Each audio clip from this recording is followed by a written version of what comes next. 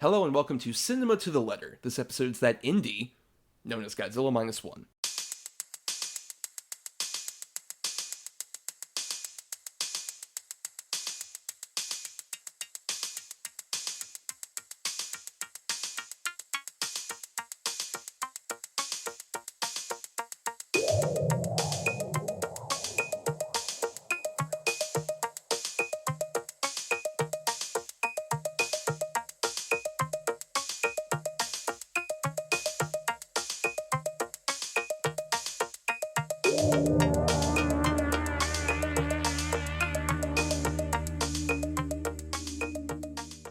On Cinema to the Letter, we break down the very nature of cinema, letter by letter. For each episode of a film season topic, we cover 6 films that fit a C for classic, an I for indie, an N for new, an E for egregious, an M for masterpiece, an A for atypical.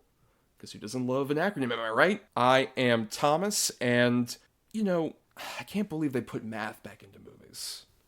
Just ridiculous that we have to have movie titles with math these days. Can't believe it.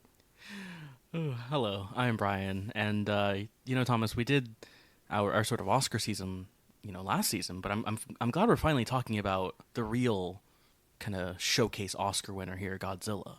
I'm glad he finally got an Oscar. A veteran character actor finally gets his gold. We love it. Yep. Yeah. You'd think after he worked with the Coen brothers it would have worked out, but no. Never happened. Well, we should tease, Bryan, that we're not the only people here. We have a guest here. You might recognize him if you heard our Oscar special that I did with this gentleman, as well as Emily Slade and Rafe Telsch. He's a great guy. Knows a lot about movies. Tangent 1985 is his YouTube channel. Glad to have him on this show. Mel Glenn Gore. Greetings, everyone. Thrilled to be here, as always. Yeah. So I'm curious, before we even get into this movie itself, what is your relationship with Godzilla? We dated in high school. Oh, well. Broke my heart. I'm sorry for such a touchy subject for you to come off. I'm leaving. My introduction to Godzilla was probably Mystery Science Theater, which is probably not the best way. Because they didn't get a lot of Godzilla movies. They mostly dealt with Gamera, but there were one or two. There were 2 of them. I rewatched these recently as a excellent theater person. It was Godzilla versus Megalon and Ebirah, Horror of the Deep. Glorious. Yeah, but those episodes are very hard to find because there was the whole thing where they couldn't release them on video because there was one attempt at doing a Mystery Science Theater box set that had one of those 2, and Toho immediately was like, no. Get that the fuck off shelves. that goes for really high on eBay. The Godzilla versus Megalon one is fun for Jet Jaguar. I love a humongous fan of Jet Jaguar. Everyone's favorite kaiju, as we know. So I think I backtracked. Once I saw the MST episodes, then I backtracked to the original black and white film, and from there, kind of just bounced around through the various eras, but I haven't seen any single era of Godzilla in its entirety. So yeah, I just watched it here and there. I've seen a lot of the American stuff, which is rarely great. And yeah, it's spotty, my Godzilla coverage. There's some gaps to fill, Oh, perhaps, yeah. You haven't seen all 30, it's 38? I think as of the time this episode comes out, Godzilla X Kong will be the 38th movie with Godzilla in the title. Wow. Yeah, for sure. But let's talk about the one before that, as we'll be talking about, as we kind of reference at the top. For this particular episode, we'll be covering Godzilla Minus One as our I for Indie. And look, we addressed this on a little bonus episode at the start of the season, but that might perk up a few people and say, wait, what? That's not an indie movie. What are you talking about? Godzilla Minus One? Look, guys, we haven't done a franchise before, and that's kind of hard to have, one franchise that has, an indie. Usually, if we do that, it would be, the first movie of some franchise, maybe. That's the only way I think it could possibly work in most circumstances. So, the loophole we came up with is that the reported budget of this movie is very small. Apparently converted into US dollars. It's somewhere between $10 and $12 million. So we're counting that, given its sort of low budget. That's our excuse. Okay? Yes. And also, it's a great movie. Come on, let's talk about it. It's a Right. wonderful, wonderful movie. Do wonder how you define indie, or how your listeners define indie. Like, what's the criteria normally? Well, in the past, we've covered stuff like Phantasm and Clerks that would fit the usual indie definition. We've stuck to like sort of the more traditional kind of like definition of what an indie movie is. But when it comes to a franchise, I think you can agree with this. Like, it would be difficult in most cases to have a franchise with an indie movie in it, technically. Hmm. Agreed. But yeah, so but we had to cover it, and we'll be talking about like what we'll be doing as the end for new. Instead, we wanted to do this as end for new, and then just did this loophole because we couldn't find another one for I for Indie. And before we get into things, I just want to put out a blanket sort of spoiler statement here, given this is a newer movie, and a lot of people probably weren't able to see it in theaters and whatnot. It'll hopefully be on streaming soon. We're just gonna put this blanket thing. We're gonna go into spoilers from here on. But yeah, so Godzilla Minus One, Mel, I'm pretty sure you have seen this movie, yes, because you would have had to have seen it in theaters in the United States, since you couldn't Yes. watch it streaming right now. That is absolutely true. I did get to see this. I got to see this twice actually in the theater. I saw Godzilla Minus One, and then I went back to see Godzilla Minus One minus color. Luckily, they were both playing here, and just a small miracle that I was able to get into both, because they were Godzilla Minus One, not terribly popular. I don't think a lot of people knew about it whenever it dropped here, but God, by the time Minus Color came out, it was really difficult to get a seat. Full disclosure, I have become a Godzilla dork over the last 5 years or so, and I was aware of this movie kind of as like the big thing is this is the movie that we're covering that's from the Reiwa era. I apologize, I'm mispronouncing that, but this is the most recent era of Godzilla, basically, where we've had Shin Godzilla, which we may talk about in a bit, put a pin in it, and then 3 Netflix animated movies, which for the record, I've only seen one of those. I'm gonna probably watch them at some point while we're doing this season. That first one is still just like so bad. I was Not going to fun. ask, yeah, how Ugh. was that? But now I know. It's such a bummer, honestly. Like, I won't go too deep. I might bring this up later in the season, but just such a wasted opportunity for Godzilla in animation. Because that, the history of that is what, like Godzuki, right? From the Hanna-Barberas. Did you know this, Yes. Brian? There's Oh, a yes. 70s era Hanna-Barbera Godzilla cartoon. No, what? Wait, It's what's it real. called? It's called, I think it's just called Godzilla, but it's like a I believe 70s American animated show from Hanna-Barbera, so Scooby-Doo, like that Right. kind of budget animation. Follows like a bunch of humans who will summon Godzilla pretty much at the end of an episode. Mm. Like that's the whole thing. But Very they Captain also Planet like. right, that's Oh, true. Yes. okay.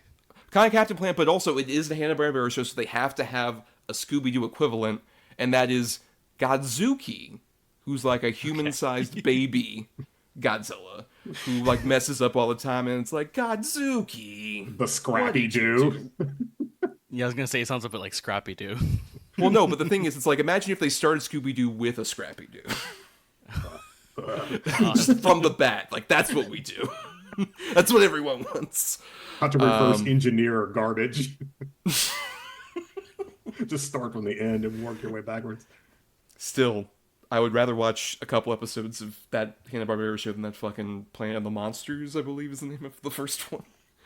Ugh, such a bummer. But yeah, so basically, Godzilla Minus One I was aware of because like I had been following like after Shin Godzilla. I was curious like when are they gonna make another Godzilla movie? And Toho, this would have been the first time where I was actually like anticipating a new Toho Godzilla movie potentially coming out, honestly. And I'd heard Godzilla Minus One as a title, and then eventually sort of the trappings of it, and I became incredibly curious and fascinated. But Brian, did you have a similar thing? Just because you follow movie news a lot as well. But did it kind of sneak up on you, Godzilla Minus One? A little bit. I think I remember kind of because I had kind of followed Shin Godzilla's kind of release a bit more, mainly through its director Hideaki Anno, who of course did like Evangelion and stuff like that. So I was kind of interested in that movie. But yeah, I had heard of Minus One coming out last year, and like I think the trailer had come out. I wasn't paying it too much attention, to be honest, just because I was like, I'll see it eventually, maybe, I don't know.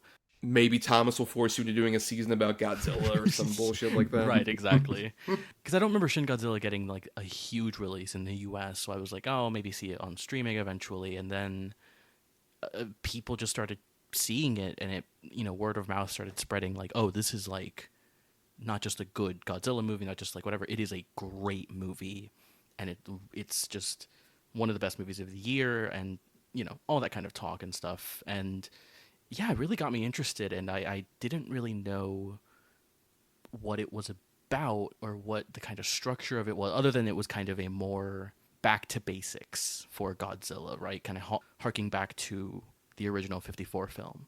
Right. I think that's a big thing to talk about with this movie. Is this is the one that we're doing in this season that is technically like a reboot, which Godzilla's not a stranger to.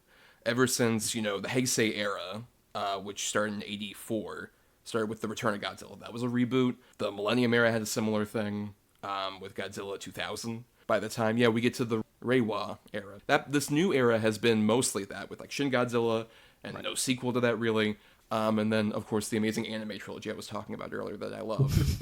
And then this other one was going to be a reboot as well. So I'm like, oh, okay, I guess they're rebooting it again so soon. How's that going to work out? And let's get into that. Let's talk about Godzilla Minus One. Here's the trailer first, though, for Godzilla Minus One. また悪い夢。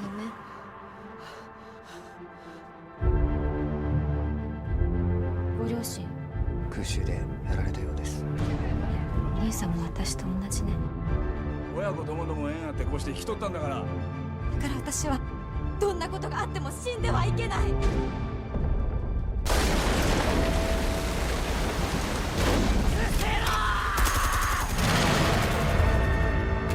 銀座を襲ったあいつ。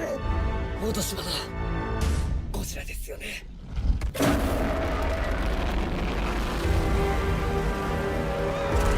あんなもん倒せっこありません。東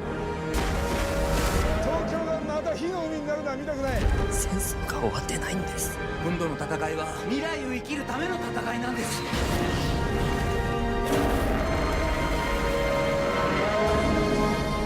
ゴジラマイナスワン。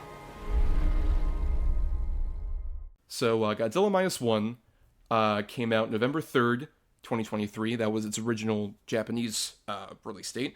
But I remember it came out around like about a month later in the US. And I do want to bring this up because Bryan kind of referenced it earlier. The release for this was originally going to just be like 2 weeks in wide release. I remember that very distinctly. That's why I was like, I got to make sure I like find the exact date and I can like go to that. I want to make sure I see it in IMAX, which I saw it in originally. And then, as Bryan kind of referenced, it just kind of grew and had this great word-of-mouth appeal. And it was in theaters for, like, I don't know, a solid, like, including the minus color release, like, a solid couple months. And that, I never would imagine for, like, a Toho Godzilla movie. Now, that is a really fast turnaround. It came out in Japan in November, and we had it, like, a month later. Didn't I have to wait, like, a year for Shin Godzilla? Like, it released in Japan, and then I thought it was like way later by the time that finally made it over here. I may be wrong about that. Well, no, that's the thing, is that like the previous theatrical release for Shin Godzilla, by contrast, was a Fandango screening that I saw. Like, it was like a one night only deal. So in that short span of time, it became something much larger in the States, at least for sure. But yeah, so we should probably also mention that we're all Americans here, and we're not as potentially well versed in some Japanese culture stuff, but I think that is at least a testament to Godzilla Minus One, that like it really just enraptures you in sort of this whole thing in a way that some people have said makes it feel a bit more Americanized. We should mention that director Takashi Yamazaki, who directed this, his influences, he said, for this were Shin Godzilla, the original 1954 Godzilla, Spielberg's Jaws, and War of the Worlds, the films of Hayao Miyazaki, and also a movie we'll be covering later in this particular season, and I'm going to say the whole title here, Godzilla, Mothra, and King Ghidorah, Giant Monsters, all -out attack, which we'll be covering in a couple episodes, which is a great movie that I can't wait to talk about.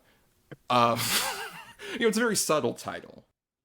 I'm glad we're not putting plastic letters up on marquees anymore, because that would drive any theater employee out of their mind. Luckily, they're all digital now. But so you can see that, like, basically, especially the Spielberg influence, it really shows off in this movie. Mhm. Brian, you're a big Spielberg boy. You definitely see that in here. Oh yeah, I mean, this movie kind of borrows a scene from Jaws basically, and kind of has Yes. a set piece that is very Jaws like, to where I think I've heard some people that I think we've talked to, and I think like just reference it as like the Jaws section of the movie basically. Yes. But yeah, and I mean, I think it definitely has that sort of Spielberg sense of scale and sense of like wonder and awe.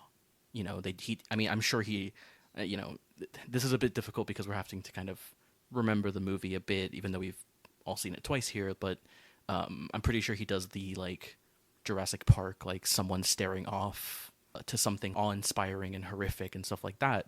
The myriad of kind of influences of this movie, where like it would be really easy, I think, for it to be like, oh, it's like Jaws, and that's kind of what the movie is like. But there's a lot of other stuff going on here, especially with the kind of human story and the human elements of this movie as well, which are very interesting and are also kind of Spielberg in a way. Indeed, it never loses that grounding, which I think it's in a way this kind of moved in the complete opposite direction as the current American crop of Godzilla films, which are just like CGI, giant things, lots of demolition, lots of explosions, and the human characters are kind of an afterthought. Not so much with the Gareth Edwards Godzilla, that he tried to ground his very much, but kind of everything that followed that up to present over here in the States was just how do we get this giant thing on the screen as fast as possible and wreck as much shit as we absolutely can. So yeah, it was really great to see this kind of start and end with the people. It's like you were saying before, it's a fantastic movie that just happens to have Godzilla in it. Like they just started with a great film and went from there. Like Godzilla is a bonus at that point. Well, I feel like this is kind of a really interesting point with this movie, where like you mentioned, like the Warner Brothers legendary MonsterVerse movies have obviously skewed more into like, what do people want to see? A Godzilla movie. They want to see Godzilla destroying some stuff, stomping on some buildings, whatever. And they have also tried to kind of like bring in a lot more like A-list cast members. Of course, you've got like Millie Bobby Brown and like Vera Farmiga, Kyle Chandler, like all those people that these movies. Tywin Lannister. Right, exactly.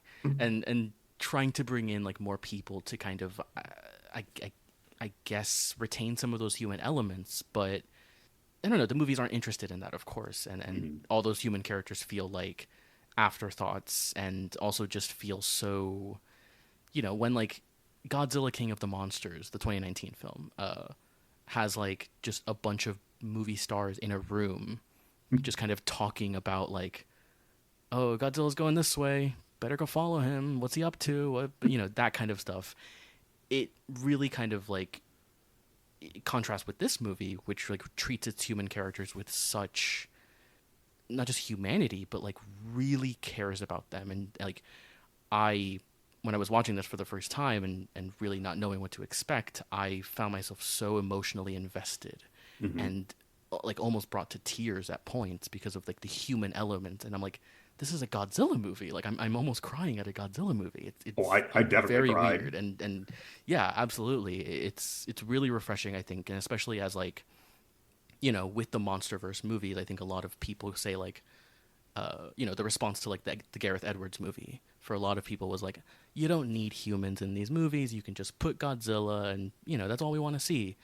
And I think this movie, Godzilla Minus One, really goes against that and really proves that like, no, you really need that human element in there to ground things and to really make you care about this world and, whatever's going on, whatever new incarnation of Godzilla we have.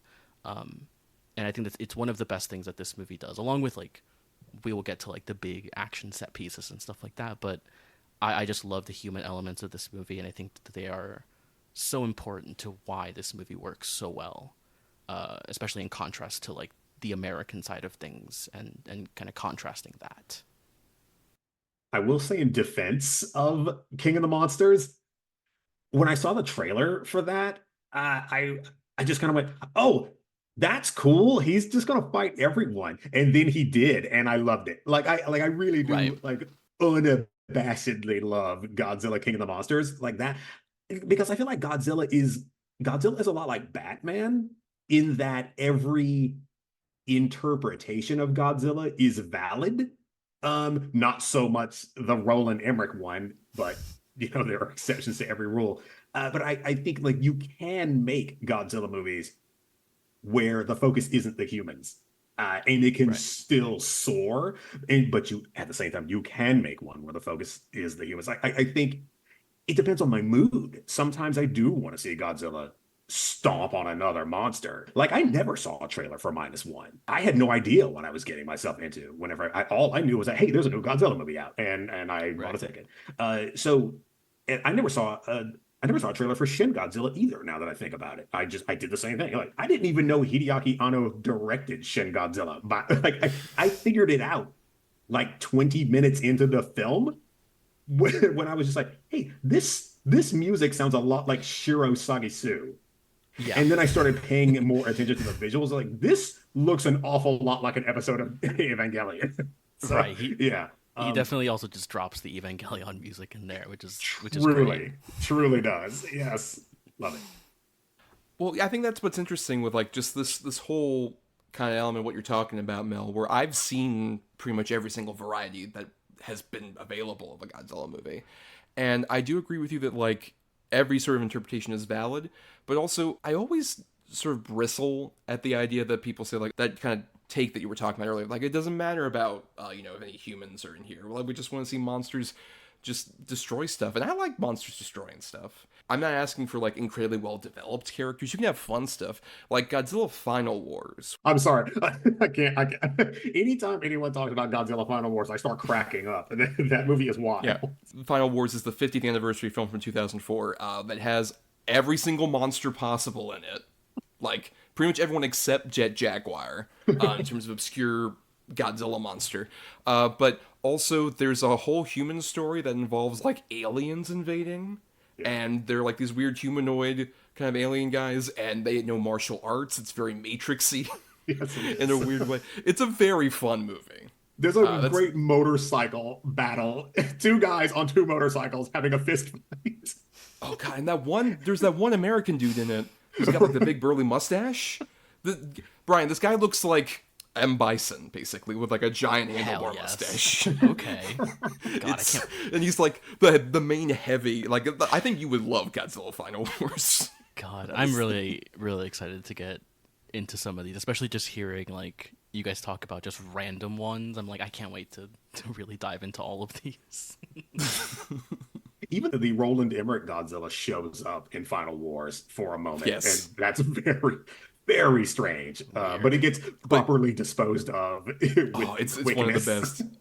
It's maybe 30 seconds long. Right. The fight that they have. So good. I won't spoil anything further about that. But Godzilla Minus One, yeah, so that's the thing is like with the Godzilla movies, it doesn't have to have like the most developed characters.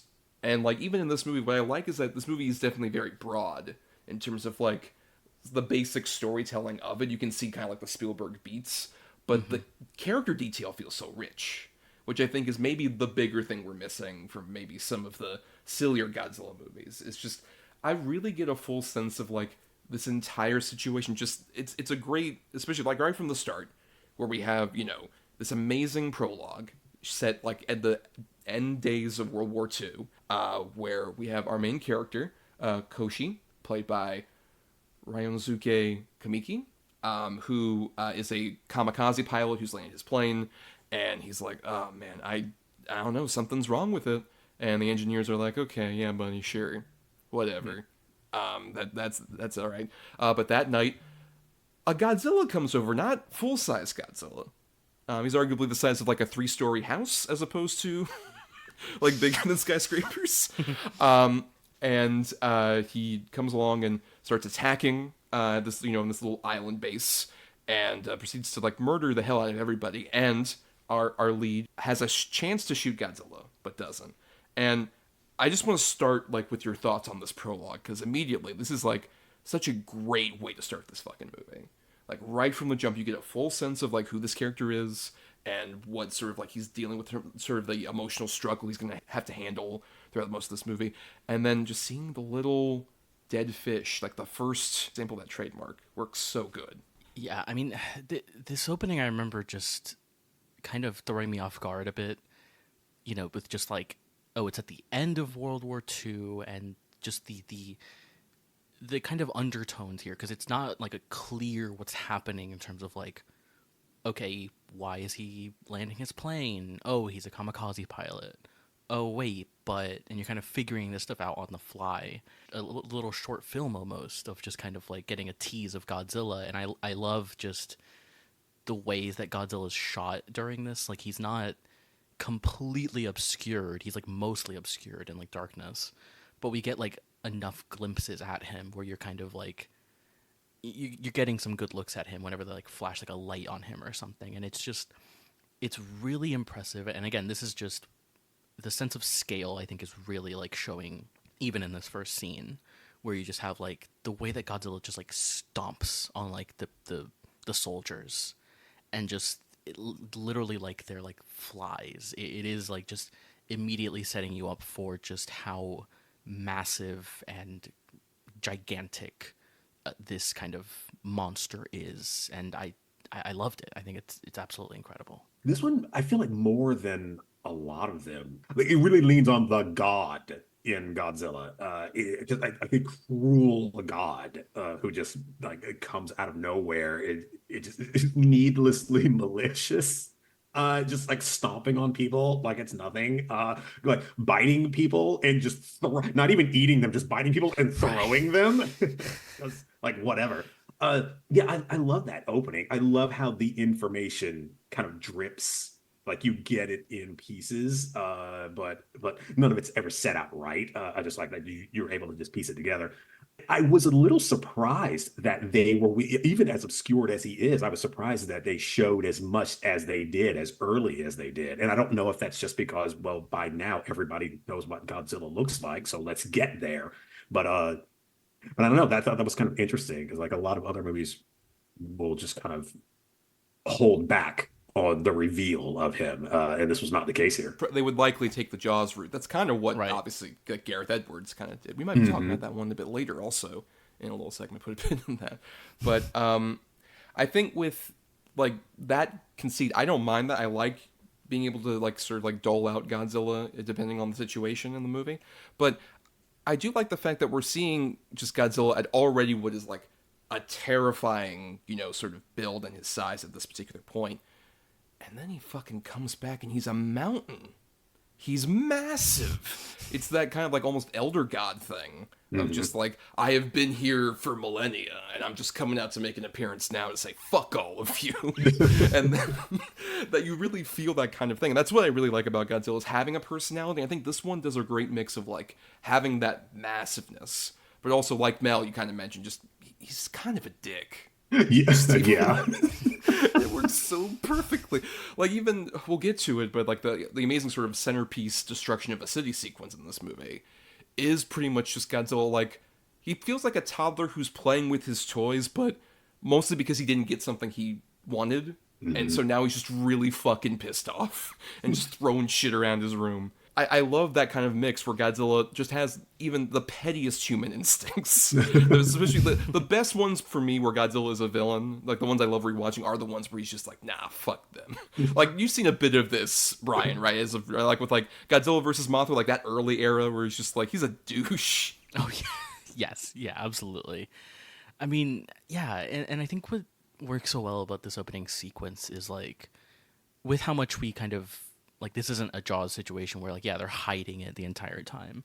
It does feel, though, like Yamazaki was kind of, like, aware of this idea of, like, people come to a Godzilla movie, they want to see Godzilla, you know, and I love this opening sequence for kind of giving us just enough Godzilla to where you see him and you're like, that's him, that's my boy, but just enough to where, like you said, Thomas, like later in the film he becomes like bigger, and we of course get like a more of a look at him. It sort of at least gives you a taste of that within this like very kind of quiet and kind of like contemplative like scene of like this, you know, kamikaze pilot having this this kind of crisis of like morality or whatever, like just the idea. Yeah, I just think it's an interesting way of like showing Godzilla but also kind of hiding him and like teasing him for a little bit later. I love that they make such a big deal in the first scene about shoot him, and he doesn't shoot him. But I mean, let's be honest, it wasn't gonna help.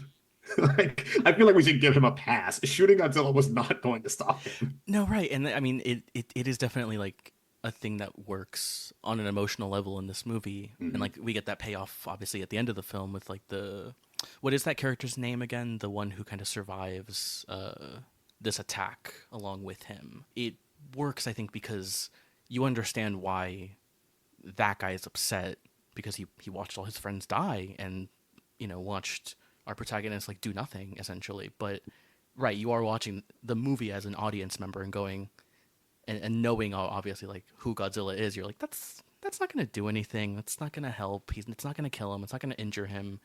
But again, you really do understand why that character sort of holds that grudge and like really kind of is still upset like years later over that, because he watched like all his friends be like stomped on and like thrown around by Godzilla.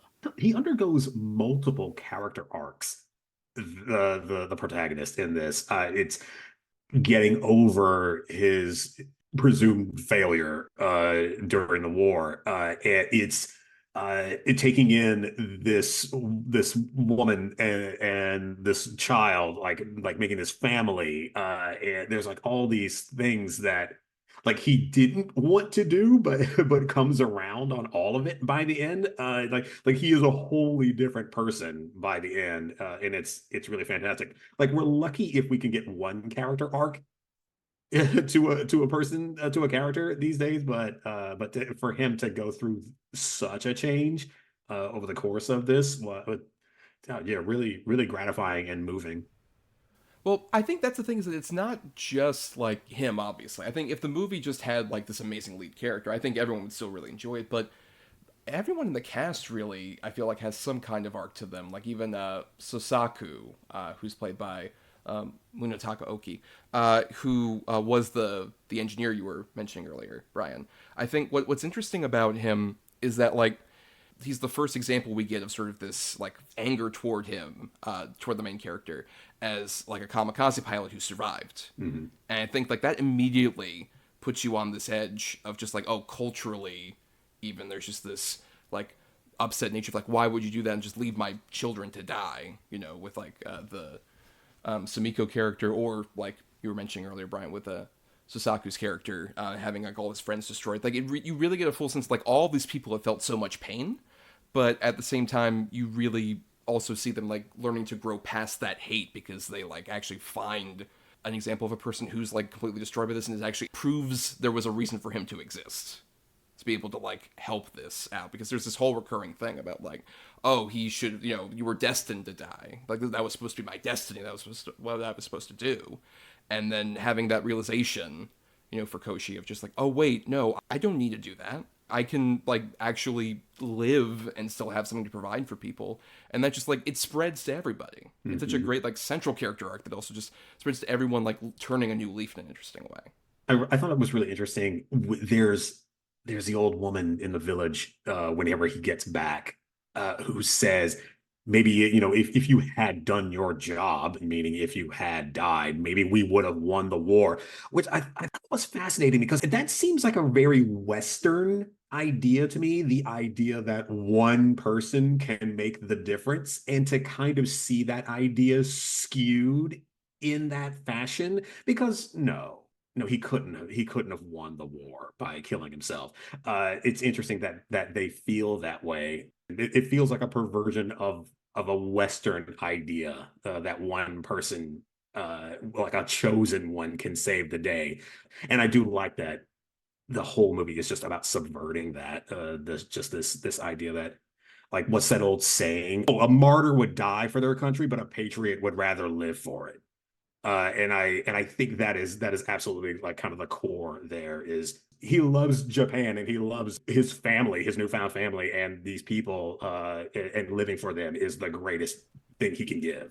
I think he learns to get past sort of jingoism. I think is Yes. the bigger thing because like I think that's a thing that I was kind of worried once we started getting into some of like this stuff like is it going to feel a bit jingoistic, and I don't really feel like it does because it's so much more human.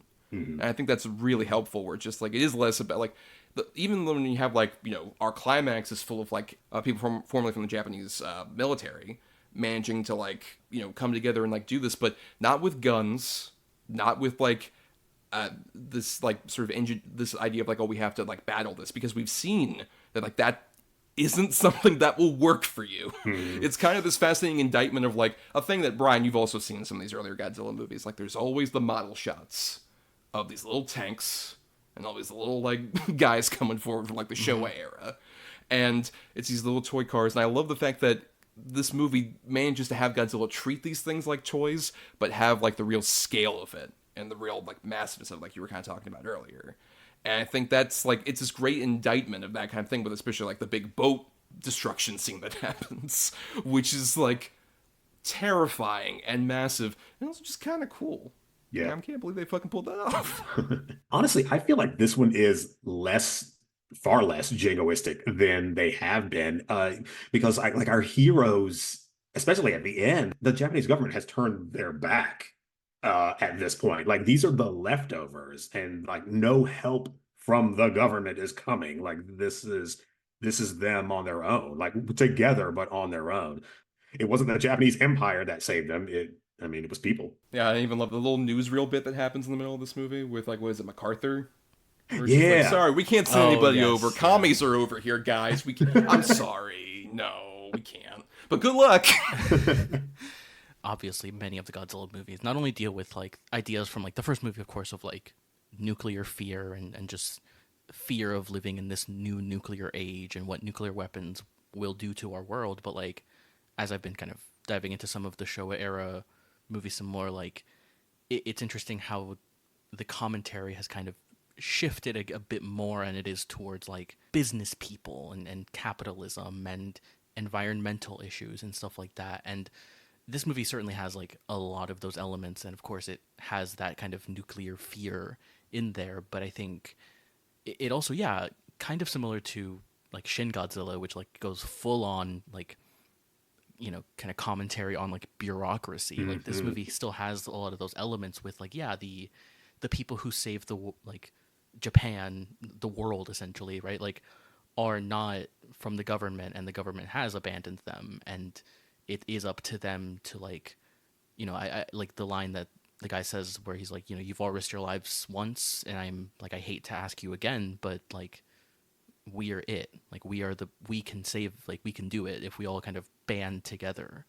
I love that Shin Godzilla goes into it like super hard, but I love that this movie sort of just kind of puts it in there very subtly of just kind of like very critical of like world governments. Mm-hmm. My favorite example of this in the movie is the bit that I think is like right like at the start of the third act, and he goes over to that one office, and keep in mind this takes place between like 45 right after the war and like it goes to 47 or so.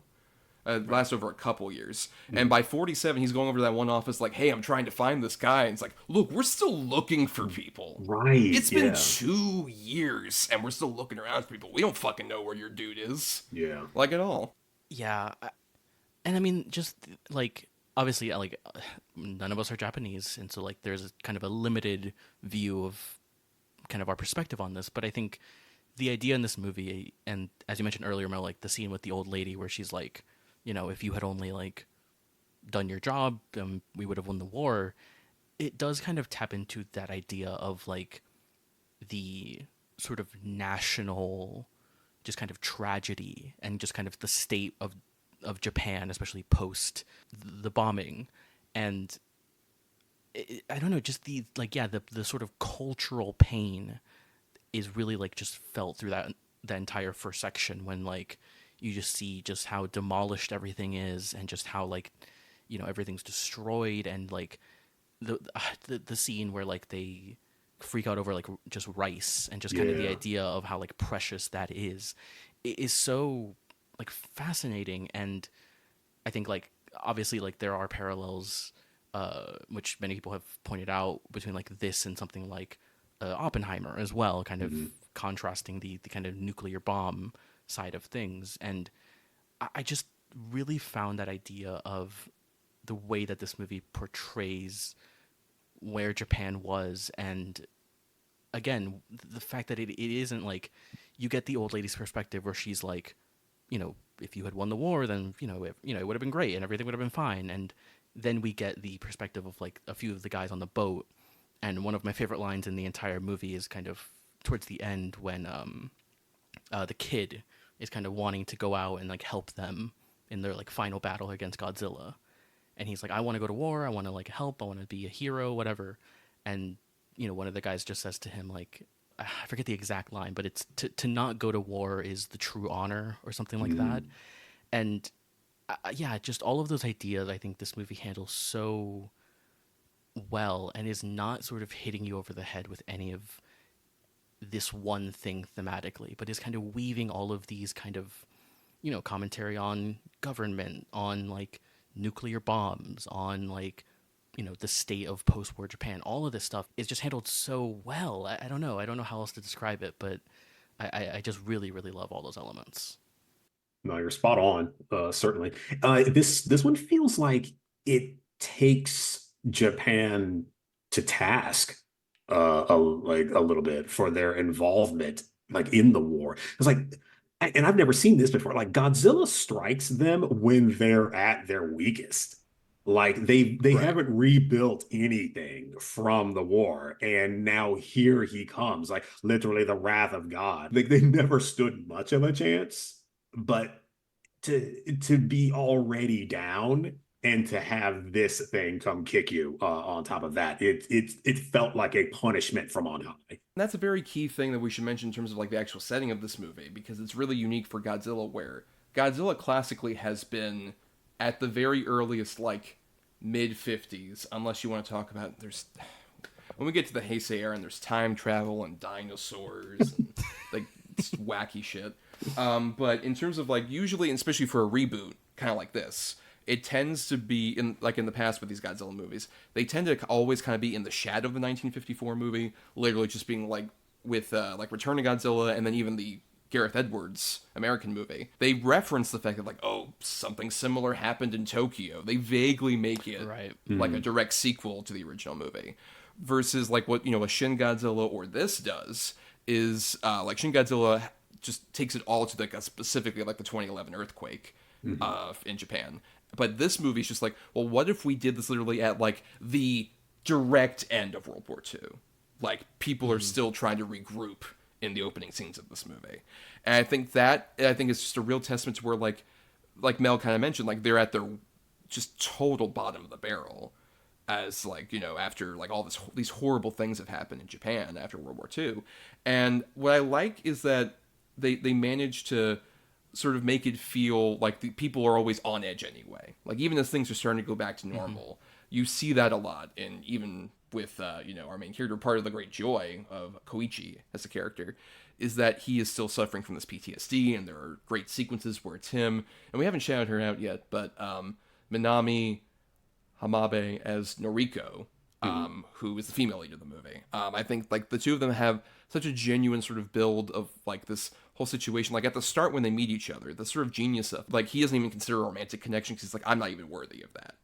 That's not something I could ever aspire to have after my shame. Yeah. And she's trying to get him out of his shell a bit, and there's like really a great humanity there that starts off as a friendship and then really grows into something interesting.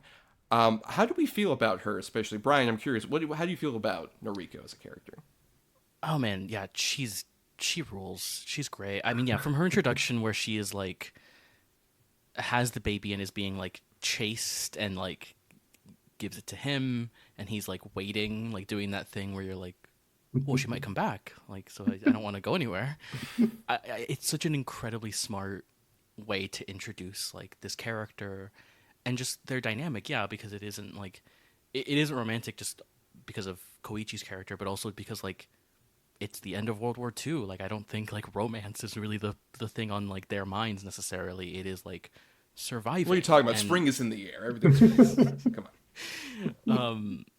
But yeah, and I think she is such an integral part to this movie because, like, again, we talked a lot about kind of the idea of like this movie really focusing on its human characters and having like a lot of depth with its human characters, and like there's a scene that her and Koichi have that is like it's the scene where he's kind of like really breaking down and like crying in like that room, and it's just this like quiet scene where it's just two people like having these very quiet short interactions, and I don't know, I found that so surprising and like in a good way because like wow, this movie is doing like a very quiet scene between two people, not a lot's happening. I am so emotionally invested and this is like heartbreaking, and it's in a Godzilla movie, and I don't know, that I think that's the scene where I kind of really realized that this movie was like doing something really special because like of course there are like many homages to the 54 movie, but like the really smart thing that Yamazaki does with this movie is not just remake that original movie, and not just do the same beats that movie does, right? You don't have like the oxygen destroyer, which I think is always funny every time I watch that movie that it's called the oxygen destroyer. Right.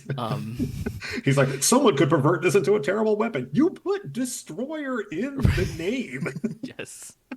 My beautiful creation ruins by other hands.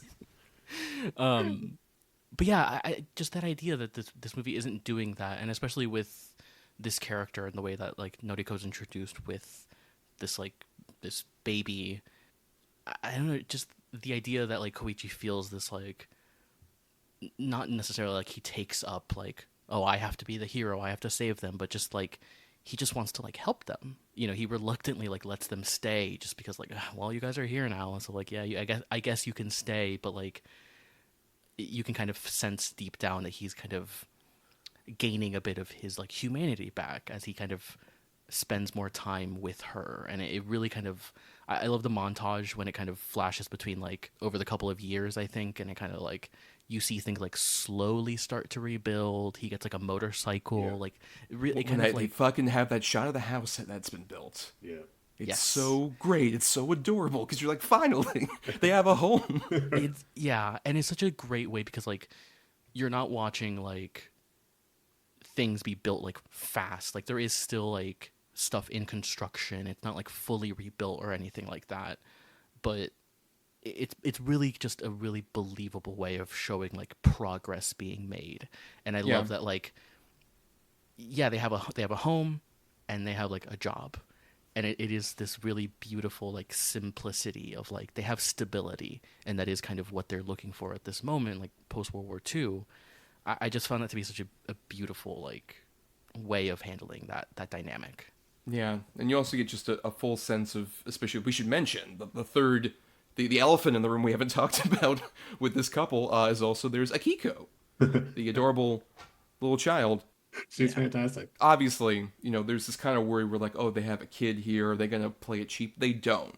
They play some of the kid cards, but they're earned with that kid, particularly just like the way that she keeps calling him daddy, and he's just like, remember, I'm not your dad, and his buddies react to that. Obviously, it's such a great moment. That scene is so it is a bit like heartbreaking because you're like one of the guys is like, don't tell her that, like what are you doing, right, but at the same stop being time, a dick. but at the same time I think it's really funny that he's like, he talks to her like, look, we talked about this, I'm not your dad. Like we've been over this. Look, she's 3, she should get it by now, okay? But no, I think that's what's so great is that like they play that child so naturally, which is especially just like those moments like where she tries to call him daddy, or even like after Noriko is gone at a certain point, that sadness and the tears and just like even the just the question initially of where's mommy. It's the perfect way to, oh, this child has no concept that she's like going to be gone for that long. And it manages to do that while not feeling at all cheap. Would you agree with that, Mel? I absolutely would. Like the child is not a gimmick. I think the child is as much a character as anyone else. Like she belongs there. When we lose, quote unquote, Noriko, it is genuinely devastating. And the fact that she survives should not work on paper. I agree. But it absolutely does. It like I a part of me immediately thought of the scene at the end of Kiss Kiss Bang Bang where they're in the hospital and like everybody who died in the movie just walks through the door and like Abraham Lincoln is there too. It's like there is just like that hint of that, but yeah, it's heartbreaking when we lose her, but the fact that she survives, I'm like I'll allow it. Like I was genuinely relieved that she was okay, and that never happens. I always roll my eyes when someone survives, and I'm like Tom Cruise's son in War of the Worlds when he just walks over the hill at the end, and I'm just like, what the fuck is this? I was especially because you wanted more Justin Chatwin in that movie. Because that's what we all wanted out of that movie. It was more Justin Chatwin, star of Dragon Ball Evolution. But I think the thing is with, you know, that moment, I will admit, when I first initially saw it, I did kind of feel like, okay, I don't know, this is a bit much. And then I think the second time I saw it as -1 minus color, which Bryan and I both did, I think that like did really pop into place of like, well, one, it's the perfect emotional payoff for this moment. After all of this, like, after these characters have suffered so much, you're like, you know what? No, it's fine. They're there. But just having that little hint of like something scaly on her neck. Yeah. My hot take is I think that's a better sort of tease thing than Shin Godzilla's sort of tease ending. Even though I love the tease ending at Shin Godzilla. I love that idea, but also I'm just like, I don't know, why not do that the whole movie, guys? Like, I want those guys to show up. Like, why didn't they show up? What? It's you know, it's the fucking the bit from Uncut Gems. Like, why are you showing me something I can't have? But it's just the deserved kind of payoff that you kind of need at that moment. He earned that so wonderfully with this whole, and we'll get to it for sure. But you know, I want to go back to some of these characters we haven't really talked about. Like, you know, we've kind of referenced them in passing, but his sort of boat wrecking crew, his boys, who are Hidataka Yoshioko, who is actually the scientist guy who has that hair with the best hair in the world. Love it. Oh my god, he can get it. Like, he can absolutely get it. 100%. Best duo of last year for sure in film. And he's got the glasses too. Like, it's and like the suit he's wearing, like the whole movie is just like incredible. Like, incredible like character design as a whole, I think. And then when he like steps up in the meeting and just owns the room, and the other characters are just like, I had no idea he was such a big deal. Like, I think that's so great. I'm just an enormous fan of movies about people who are good at what they do. I'd always rather see that than someone like bumbling. I come from an animation background where that's like par for the course. Like, you always have to, like, the studios and the networks demand you have like a character who's just like a buffoon who always screws up and is good for nothing and just for whatever reason. But I've always hated... a Godzuki, if you will, to reference something we said network. Exactly. Yeah, and I always hated that character. That character who's just a troublemaker, and not even like an intentional troublemaker, like an inadvertent troublemaker, which is even worse. But yeah, I just thought that everyone in this is just dedicated and committed and devoted and capable, and it's wonderful. But at the same time, what I like also is that character has limitations, like feels truly human. By the way, that character's name is Kenji. And I think, like, with that moment you're talking about when he's doing the big presentation with, like, the PowerPoint sort of thing and everything, like, next slide. Like, I like the fact that it's very matter of fact, and he's very, like, calm and clear, but at the same time, he's very frank about, like, I don't know if this is gonna like keep him dead or anything like that. Yeah. Like I this is just like scientific guessing, guys. I don't know. Like we get a big fucking water flotation device. We get Godzilla a pool raft. He might explode after that. After we just push him way down.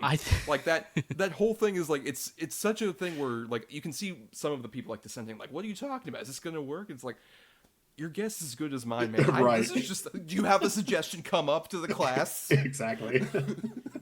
I know, they're like, will it work? I do love the actual plan itself, where it's like push them all the way down, and then just they're all kind of like, is that gonna do it? And he's like, I don't know, but if it doesn't, we pull him back up. Right. But I also just think it is such a smart way of like, with whole like, you know, him dealing with pressure and stuff like that. Like, it is such a smart way of like, if you want to have a movie like this, which is much more about like people coming together and actually people destroying Godzilla, right? You don't have like a Mothra or like a Rodan to like team up with him or to like fight him or anything. I just like was so impressed by how smart of a, like an idea it was, just from like a like, you know, sci-fi, just like fake sci-fi like perspective. I think that it was so smart. I think It's the perfect kind of like, you know, it would be like on the old Star Trek show where they would have some kind of reference to like, oh, this like vague scientific concept, but like by like putting too much air in a balloon. Right. Shit like that. Right. Where it's just like, oh, like I can totally get like, sure, that vaguely makes sense based on, you know, whatever science I had in school. Sure. That's why it works for like such a mass audience, honestly. Yeah, it's enough where you're like, oh, of course he has to deal with pressure. Duh. Like that makes so much sense. The master plan was to give Godzilla the bends. That would have been my theory, guys. I think if Godzilla attacked. It helps also, of course, that like we've seen like so much of this destruction that we kind of talked about earlier, and particularly something we haven't talked about with Godzilla himself, like his sort of regenerative abilities, which are like amazing. Where especially during like that boat sequence where you have, like I mentioned, Koichi, Kenji, and then the two other guys, Koronosuke Sasaki, who plays Yoji, and then Yuki Yamada, who plays Shiro. When all of them like are on that boat, this jaw sequence we're talking about, and we see like all of them, like their dynamic and how they're reacting off each other, and then just this like Godzilla comes up and they're like, oh wait, we're getting rid of bombs. Let's just use one of the bombs. Of course it'll work. And just that tease where it's like initially you do see his blown off face and you're like, yeah, they did it. And then it just immediately comes back like, no, fuck. Yeah. It's so fast. Like it heals back so fast. Like when you look at the end of the movie, we're just like, yeah, we won, but at the rate he regenerates, like he'll be back in a month. I will say another thing I love about the kind of the Jaws sequence, I guess, is, you know, a problem that I think you can kind of come to with any monster movie is like the other characters not believing him, right? Because Koichi has seen Godzilla, and he sort of connects the dots of like, wait a minute, this is Godzilla. Like I know what this is, and I think in other movies, in a lot lesser movies, I think you would have just that idea. Or just that thing of like, no one believes him, and they're like, Godzilla, that's a myth, that's a superstition, and they kind of have that here, but like very quickly, everyone is like sees Godzilla, and that whole sequence takes place, and like it sort of just puts any notion of like Godzilla not being real, that's not a fake thing, giant lizard, whatever, it puts that like out the window, and I think that that's so great because as we're getting like more of these characters, more characters are introduced, I think that's kind of my fear a little bit is like, okay, how long are we going to do the whole Koichi knows it's Godzilla, but no one believes him kind of thing? Right, the Goosebumps dynamic, as we call it. Right, exactly. I appreciate that, certainly, because that's another trope that I'm just not a fan of. Because like if they had done this in America, there'd have been like a whole act of the film where the main character has to like go out and get evidence to bring back. I'm glad they just dispelled with that quickly and efficiently. No, very true. I think the one who embodies that is really the Yoji character. Feels like he's kind of like the fun uncle of the group, and just like fucking with everybody. But then like once he sees like this attack once again, like I like the fact that with this dynamic, this group of bros, you do get a full sense of like, we talked about how settled he is with his life, with Noriko, but with Koichi and the other characters, you really do get a full sense of camaraderie of like, these are all people who are broken to some degree. Some were in the wars, some like with Shiro, which I love his character trait of just like, I wished I would have fought in the war. Like, you're seeing all these broken, horrible people like, I wish I would have fought, man. Aw, shucks, because of like that kind of weird jingoism that he's been taught. And then just ultimately, when he does come to actually help everybody out, it's not because of like any kind of jingoism, because like he really actually wants to help out his friends. And that's such a triumphant moment at the end of during that big climax of just him like coming in with the boat, like, yeah, fuck yeah, dude. Right. Yeah. It's fighting for the right reason, which is beautiful. I mean, you guys talked earlier about like the sort of the way that the movie kind of earns its like the ending where Noriko is like, you find out she's alive. And that's another thing where like, yeah, this character who they bench him and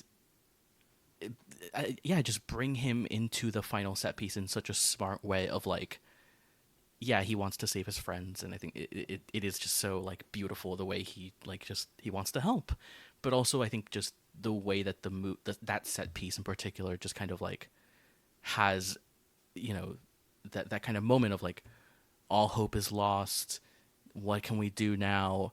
And then like, yeah, just the setup of having the kid be like off, benched, and the fact that he can come in is such a smart play that I think this movie does. And I think like with this and with like Noriko's the ending, I think it is, I think, another thing that this movie does so well, where it is also just winning you over with its set pieces, right? Like, because of like the final set piece and how amazing, and like, you're just like fist pumping, like, standing on the chair, like by the end of it. And it's, it's incredibly like celebratory, even though there are those undertones of like, but he's still down there and he's going to regenerate. But because of like that high that you're on, by the time you get to like the hospital and you're like, oh my God, she's alive. And you just, it is just this, the way that this movie handles its kind of set pieces and makes you kind of just, I don't know, it wins you over in that way because of how really, really just well done all of the set pieces are. And which we haven't really, I guess, talked about, but like the like visual effects of this movie, which it just won an Oscar for, are incredible. And of course, like, Yamazaki did a lot of them himself. Well, we should mention he is not only director and writer of this movie, but the special effects supervisor of this movie. Right. And I think like, obviously there are many reasons for why the budget of this movie was so low, and a lot of just like, Japanese visual effects and animation industry stuff that, it's a thing that other people are probably more educated on than us here. Sure. But I've heard at least the rumblings that, yes, that there's just like, they kind of got a very low budget, which is also fascinating given Yamazaki's background. Is like, he has done like a lot visual effects, obviously, but also animation and like comedy, and he's done so he's more in like a kind of crowd pleaser mood. In fact, the first time he worked with Godzilla was on a movie called Always Sunset on 3rd Street 2, in which at the very opening, because I've seen this clip, at least I haven't seen the full film, but at the very opening, the main character is like running around, there's a disaster going on, and like the reveal is that it's Godzilla. Godzilla has like a one-shot cameo in this movie. Oh, right. I heard about that. Yeah. Right, there was that, and also he apparently also directed and created the effects for a theme park motion simulator ride over at Shibuya Amusement Park called Godzilla the Ride Giant Monsters Ultimate Battle. I want to ride that. Yeah, that sounds so cool. It does. Which apparently I've seen some footage of that, and like the design is very similar to what we get here in Godzilla Minus One, which I do want to just mention that because Godzilla has been redesigned various different times. And we've got,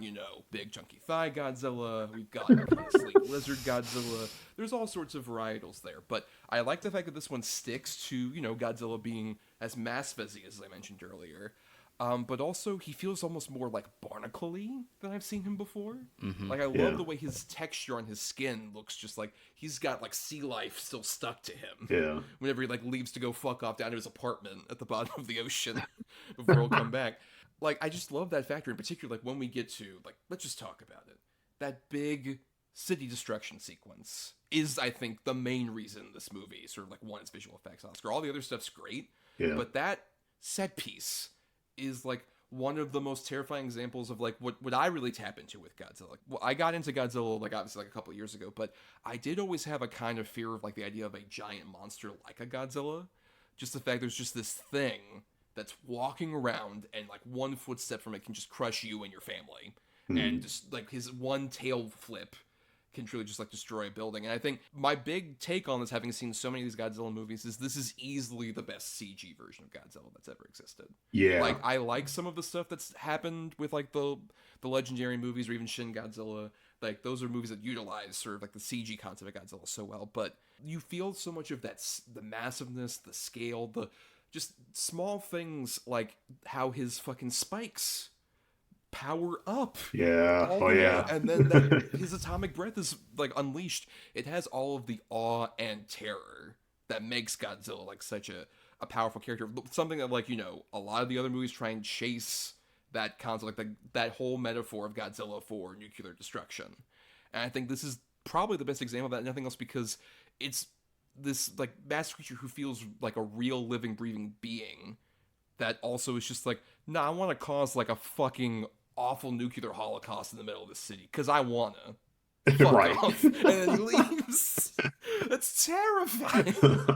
Major shout out to the sound design for this, because because like that city demolition scene is amazing, and like he does all the wrecking and then he drops the atomic breath, and when he does, like, all the sound goes away just for a moment, and then when it goes off, there's this great shot of him just standing there looking up at the mushroom cloud like, yeah, I fucking did that. Like, yeah. Great like, work. Yeah, right. It's so amazing. His, like, I've seen so many different depictions of the atomic breath. Shin Godzilla, I thought their approach to it was really cool. It was very Evangelion-esque, because it was like less fire and more like a concentrated beam. So it was like a precision weapon. But this thing is like a finishing move from King of Fighters, or something like that. Like, this is the move designed to end the fight. It's just the scale of it, the power of it, is real. Like, I haven't seen it depicted that way yet. There's almost just like a reverence for like look what I'm able to do. Like, before me, you rightly tremble. It's a real testament to just the fact that we have like somebody who is directing, writing, and also helping to design the visual effects with like that great team. Like, I think that's right. It's real, because like, well, usually when you get a special effects person making a movie, you get shit like the guy, I can't remember his name, who directed the 90s Spawn movie. Oh, who was like straight out of doing like grunt work at Lucasfilm, and then became like, hey, you should make a fucking big superhero movie in the Batman and Robin era. And that movie CG is a nightmare, unfinished, to say the least. The CG, which is amazing to me. They just rolled it out completely unfinished. Yeah, that guy started there and then went on to make a bunch of straight-to-video Garfield movies. That's what happens when you make Spawn. And we're covering those on the Patreon, right? Well, don't spoil season 6. Sorry. Our Garfield season. Still making them. Yeah, there's a new Garfield movie coming out. Yeah, oh, I just can't wait to hear Chris Pratt as Garfield. Oh my god, he took Italians away from me. Now he can take Garfield away from me. Yeah, I'm so sorry for your loss, Thomas. Like, it's been almost a year. Talking about the design of this particular Godzilla, I've been looking at other kind of Godzilla design, mainly the Shin Godzilla one, and then the one from the legendary MonsterVerse. And I think the thing that I love about this particular design is just how like genuinely scary he looks. Yeah. Like, I mean, angry, like, angry, but like just like Thomas, like your like profile picture here is his mug, right? A portrait of him, and like there's something really just creepy and frightening about him. Where even in like the like legendary MonsterVerse ones, like, he's still kind of scary, but there is something less angular, less kind of like you said, less barnacle-y, less Barney. Yeah. He's less menacing. Yeah, he's way less menacing, and like of course those movies are very wildly different tone and all that stuff. The dynamic of like that they go for in the legendary movies, they try and interpret Godzilla as like, oh, he is this force of nature that comes through. Right. Yeah. He's just like, oh, Godzilla's like a hurricane, like a tidal wave. Like there's no feeling there necessarily. There might be like, some back and forth stuff with King Kong, but in terms of humanity, he treats it as just like the ants that are beneath him.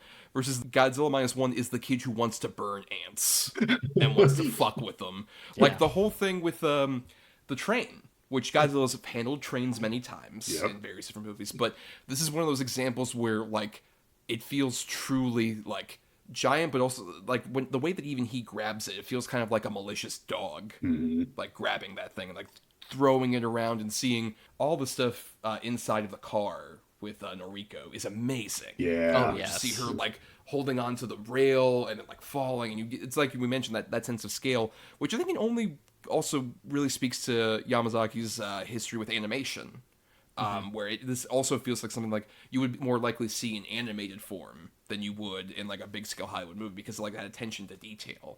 It's true, yeah. I love that sequence in the train, especially because I think, not just because it features Noriko and like, obviously we have an attachment to her as an audience and all that stuff, but I think that train sequence really adds to like that sense of scale. Like you said, Thomas, like just, it I don't know, like it's one thing getting to see like a CGI Godzilla and like a mostly CGI like cityscape, but just seeing like the train and getting like Noriko's perspective there is, I think, so important to really nailing like how big this movie feels. And yeah, I love that. I do want to hop on what you said, Thomas, like when his scales like kind of pop out, not even pop, they're kind of crunchy, and like they're like, like I love the way that looks, and it's such an incredible way of doing it, and it feels so rewarding, and it feels so in a way unique, right? Because even like Shin Godzilla has like a very unique way of doing the breath and like the way he lights up and all that stuff. But yeah, it just feels really unique, and it really kind of different from what we have seen previously. Well, again, still kind of going back to that original 54 film as like portraying Godzilla as this like incredibly terrifying creature, monster. And yeah, his design is incredible. It's such a like really wonderful design. I also just loved seeing like all the Godzilla Minus One team with their little statues at the Oscars. They were like carrying them around. That was great. Great. That whole moment from the jump of having Arnold Schwarzenegger announce Godzilla, and they all get up, and one of the joyous moments, and him delivering his speech, like such good stuff, wonderful, and their little toys. Love that he had to hand over his golden Godzilla, and there was a picture of like him and Christopher Nolan like with like the Godzilla toy. Fantastic. Wonderful stuff. And I think it's also a big testament, like sort of like referencing the original thing you were talking about, Brian. We should shout out Naoki Sato's music in this movie. I think is phenomenal. I think it's a great example where like the Oscars don't honor adapted scores anymore, which is a bummer, because I think this is a beautiful example of how to make a great original score with so many of like the ones that we see. But the way this movie teases you on the original Akira Ikefube theme, where like it initially shows up when you hear little bits of it when Godzilla shows up initially, and then during the big boat scene it's a bit longer, then in the city sequence, like each set piece it extends, and then by the time you get to that climactic like Godzilla versus boat sequence, it is full on all there. Yeah. And it's like, fuck yeah, you earned this. It's like, you ready for it? Are you ready? The hype music's building up, and now it's here. I said that in my review of this, is like, I understand that Godzilla is destroying things and killing people by the thousands, but how am I not expected to just turn all the way up whenever the theme music starts playing? Like, how am I not supposed to just cheer? And let me also say that for that final action sequence, everybody does the on your left sequence better than the Rise of Skywalker. Everybody. I mean, you could just let that blank does anything better than Right. Skywalker. And I think it's about right. I mean the way that this movie doles out the score and the motifs, it is such a smart way of doing it, and I think like I love in Shin Godzilla when like Hideaki Anno uses the Evangelion theme, and I have a similar reaction to the music in this movie where I'm like, are they doing the? Yeah, they are, and I'm like, I get like so excited. I've been listening to the score like all day, and it absolutely rips. It is such an incredible score, and the way they use, especially like the Suite 3 is kind of the final one where like it's like full bombast, like the score is like just absolutely wailing, and it's incredibly like powerful, and it really is.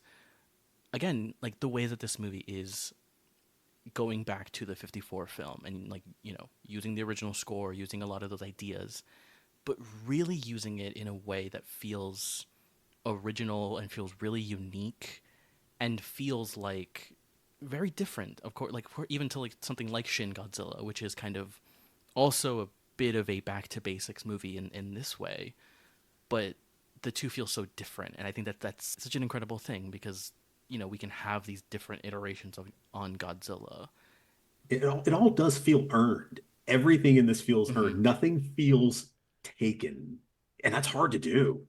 Many have come before and have failed to pull this off. And what you end up with is pastiche. Whenever you can't pull this off, you end up with these kind of like poor copies. But yeah, everything in this felt earned and belonged. Yeah, it doesn't feel as much like, say, the first attempt at an American Godzilla movie where you had like Godzilla King of the Monsters, the 56 re-edit with Raymond Burr of Rear Window fame as the Steve Martin, the guy who's just like, oh look, I'm narrating events that are going on. Then we cut to footage of the original Kajira. You just have this true like sense of like all these characters have truly like earned this point, like you're mentioning. You do get a full sense of like these people have been through a journey. You just reminded me, like it even does the like news, like people on the rooftop. Yeah. Where, like I'm so close, yes. I can see him. I can smell Godzilla's breath, like that kind of thing. I love that, like that sort of like obviously callback to the 54 movie, but it just doesn't feel like it's like nudging you like, hey, remember this? Right, like, right, exactly. It feels so. Like say Hank Azaria's character in the Roland Emmerich movie is very much that. Like that's the exact inverse of this. Just the shot where we initially get of like him destroying the adjacent buildings, and looking around, and you get just a full sense of like we're with you, which is a big shout out to when I initially saw this in IMAX. Like, this is one of those movies that was so worth the premium format. Like, even admittingly, it would have been a Limax at AMC. We're Philistines. I'm sorry, we're not near the 5 currently open actual IMAX theaters right now. But you still get, like, that full sense of, like, we mentioned sort of the scale and also just the destruction. Like, I love the fact that there are certain points, which I think is a real testament to Yamazaki as a special effects artist guy, where, like, you have shots of just, like, what would look like an establishing shot of a building, and then it blows through. That makes it feel more like those models from like the show era, where it is just like you get a full sense of detail, like, oh, we're seeing every single brick of this building fall apart. How you see the after effects, like everything goes off, and you have like the reason why Noriko is like gone for so long, the explosion, the way her body just like flings off to the side. Yeah, it's like she's weightless. Yeah, that's rough. There's a little 9/11 imagery. Because like I remember, I mean, War of the Worlds. Right, yeah, right. Absolutely. Because like buildings come down and you go to ground level and you see people running and there's just this mountain-sized cloud of smoke like rolling over everybody. That immediately took me back because I just remember seeing that footage of just people on the street just running and then like turning a corner thinking that would help them, but just like that's not how smoke works, that's not how debris works. It's just like it fills every opening it can get into. Scary stuff. Or if you hear obviously about any of the things like post Hiroshima, any of those elements of that, where that's even it avoids obviously like going too deep into that. It's not Grave of the Fireflies kind of like upsetting Yeah. kind of deal.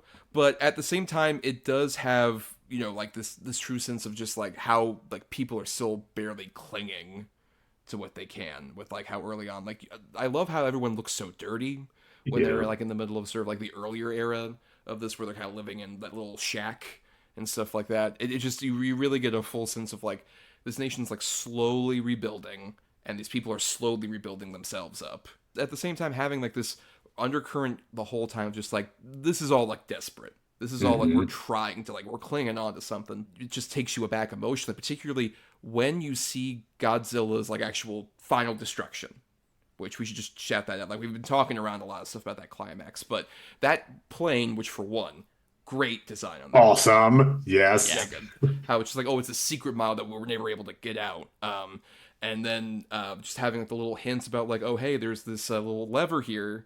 You might want to use that later. Just it all, like, on paper, if you told me this is what actually happened with our main hero, it could feel like disingenuous, but like it is so perfectly executed. Every reveal of like the plane's coming and Godzilla's about to use his atomic breath and it's coming, and then it hits him and you're like, oh, is our guy okay? Oh no, it exploded. Oh wait, there's the parachute. Just that timing of it. Yeah. That, like, the way it doles it out is like so perfectly done, and like really makes you just like finally get off the edge of your seat that you're at, which I totally was. Oh, This is a definitely. rare literal edge of my seat moment in a theater. Yeah, that's another one that it with the ejector seat, I feel like that shouldn't work, but it absolutely does. Especially with that little flashback where he's like, this is the switch, like flip this. Well, right, you see during the initial montage of him saying like, here's a switch, and then you find out later what the switch is for. Exactly. Yeah. There's a part of me, like a cynical part of me that wants to feel like that's a cheat. But then he says the line, he just says, live.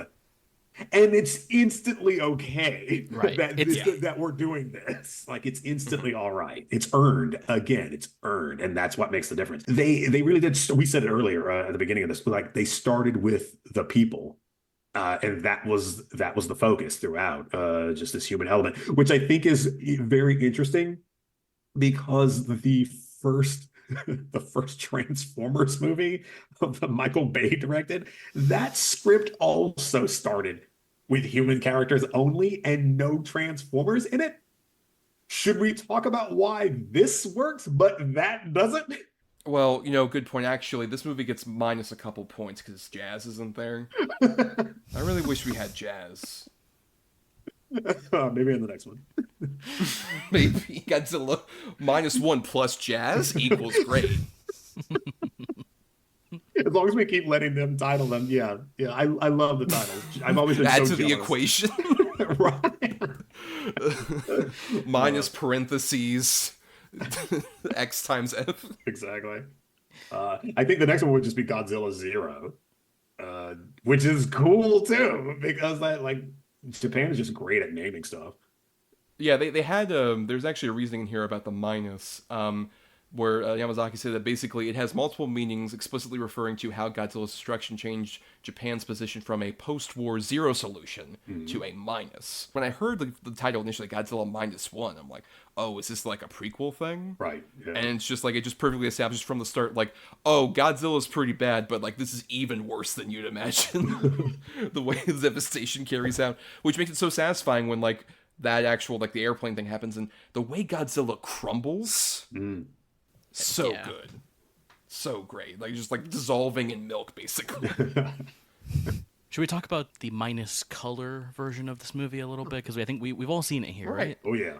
That's true. Yes, let's talk about that a bit. Like, guys, I remember we were talking as we were leaving, you kind of felt like it maybe added a bit. Yeah, well, like, it's kind of in line with, like, a lot of these... A lot of movies have done this, like, see the black and white version now. Like, Mad Max Fury Road did it, Logan did it, of course, but, like... And with this, it was kind of a thing of, like, I'll go see Godzilla -1 in a theater again. Why not? I don't care if it, like, is this black and white version. But I had kind of started to hear good things about this version, and I think it's a really great version of the movie. I love the original movie just by itself. I actually kind of, like, want to watch it again after having seen the black and white version, just to, like, remember what the color feels like again, because it's a great looking movie. It's really well shot and everything. But what the black and white version does really well is, for one, I think the movie really works in black and white. I think a lot of movies, like, because they're designed obviously to be shot in color and everything, like, they just don't work. Like, the lighting just feels wrong sometimes.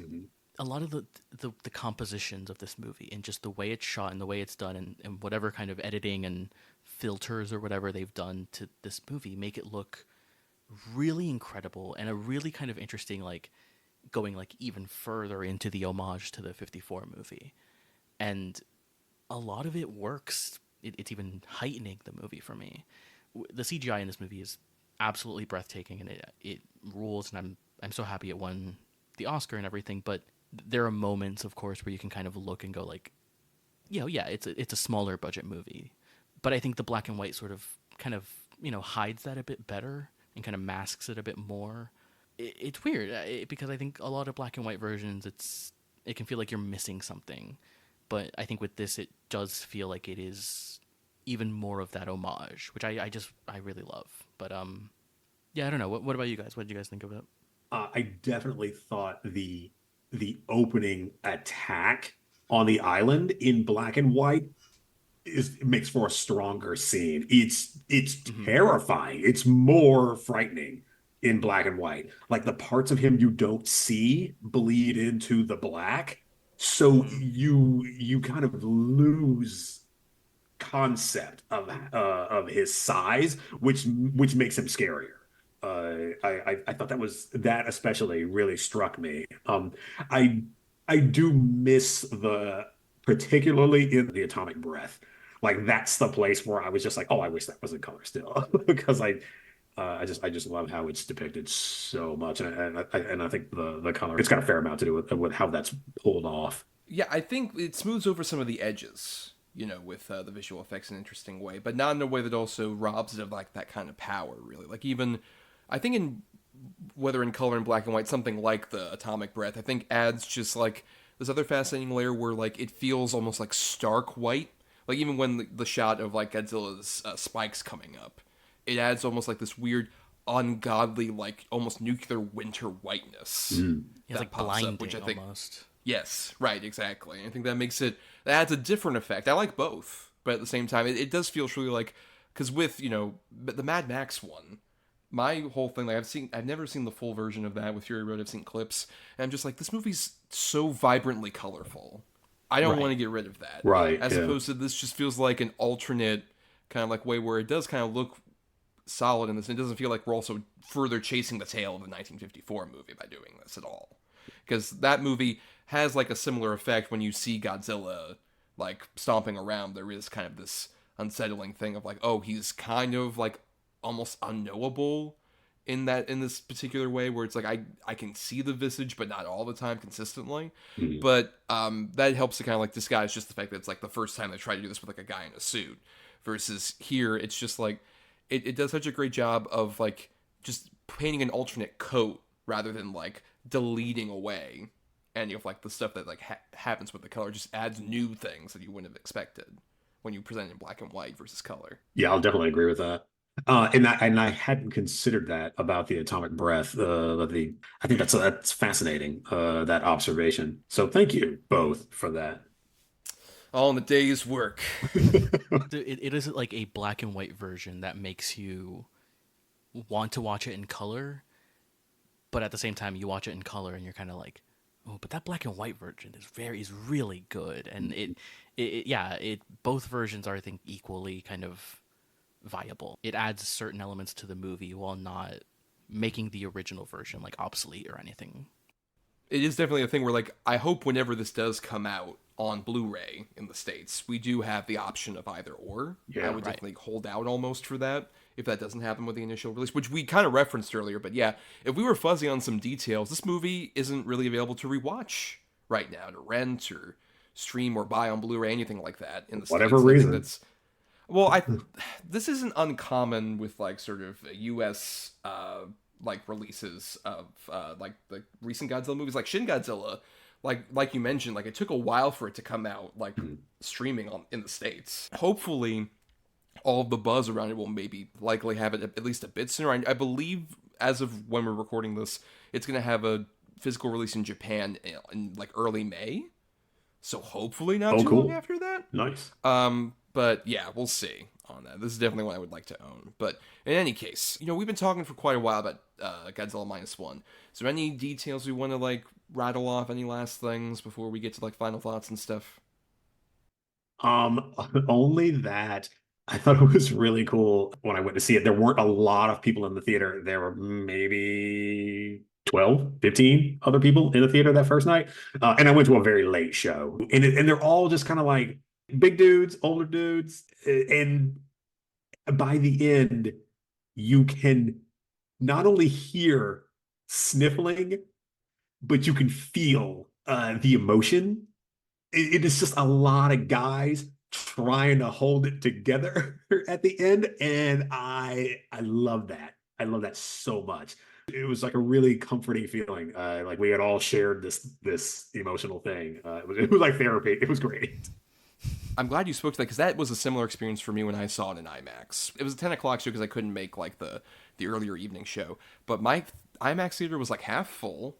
And I completely agree with you. I had a very similar experience of just people like being very openly emotional to the point where there was a standing O for Godzilla Minus One when I saw it theatrically. That's insane. Yeah. That never happens. I'm one of those guys who will stand up and clap at some shit that happens on screen, certainly. You'll be the one guy.